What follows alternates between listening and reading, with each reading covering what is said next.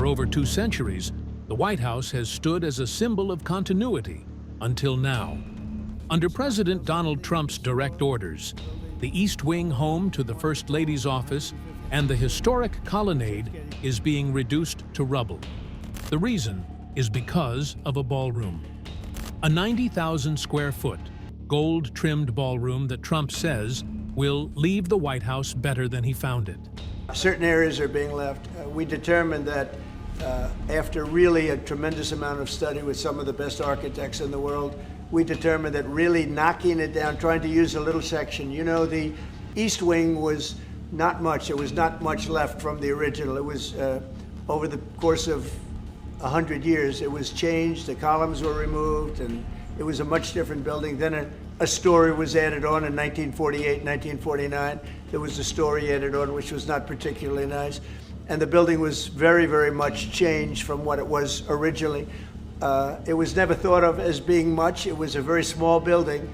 And rather than allowing that to hurt a very expensive, beautiful building that, frankly, they've been after for years. You have that. I brought these along so people could see, but very great patriots, actually.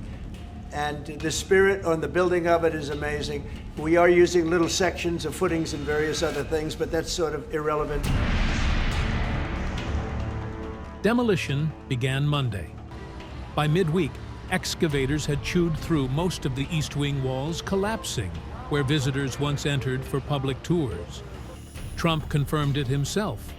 The entire East Wing must go in order to do it properly. He brushed aside concerns of transparency, saying he's been more open than anyone ever. Officials now admit that what was first described as a small modernization has become a full teardown. 2 senior aides told reporters the White House found it cheaper and structurally sounder to demolish than to add on. Critics say it is reckless, a personal passion project bulldozing through decades of preservation norms. When first announced in July, the plan was modest. A new ballroom, separate from the main residence, costed at $200 million. Now, the project's scope and price tag have exploded, $300 million and counting. Trump has hand-picked the design himself, favoring the bigger model after showing scale prototypes to guests. The ballroom will hold nearly 1,000 people, almost twice the size of the main White House itself. Renderings show Louis XIV-style interiors, bulletproof glass, chandeliers, and gold filigree echoes of Mar-a-Lago transplanted to Pennsylvania Avenue. Trump insists taxpayers won't spend a dime. Instead, the money flows through the Trust for the National Mall, a nonprofit partner of the National Park Service.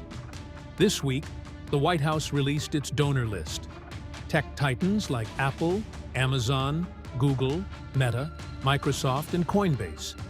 Defense giants like Lockheed Martin and Palantir, and billionaire allies, the Adelsons and the Winklevoss twins.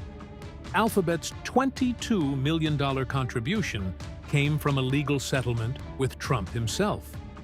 Trump says the rest comes from me and some friends, though no public breakdown of contributions has been released.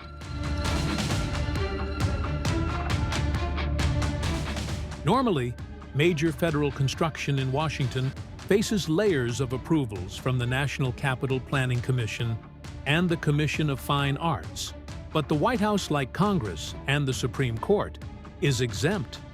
That loophole has allowed Trump to move at full speed, submitting plans for review only after demolition began.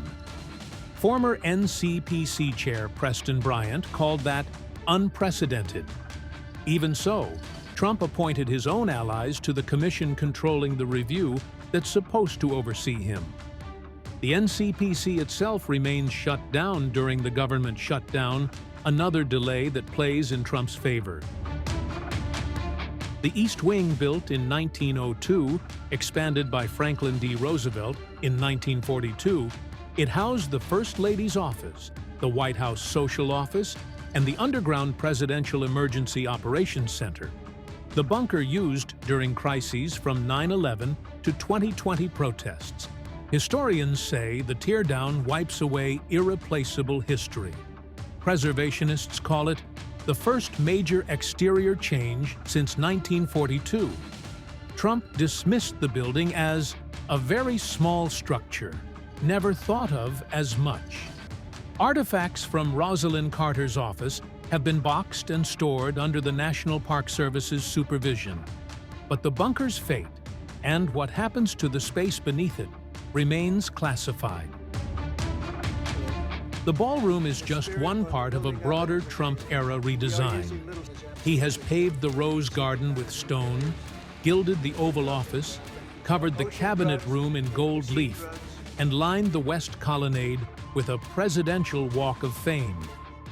The president seems determined to cement his presence in the most iconic address.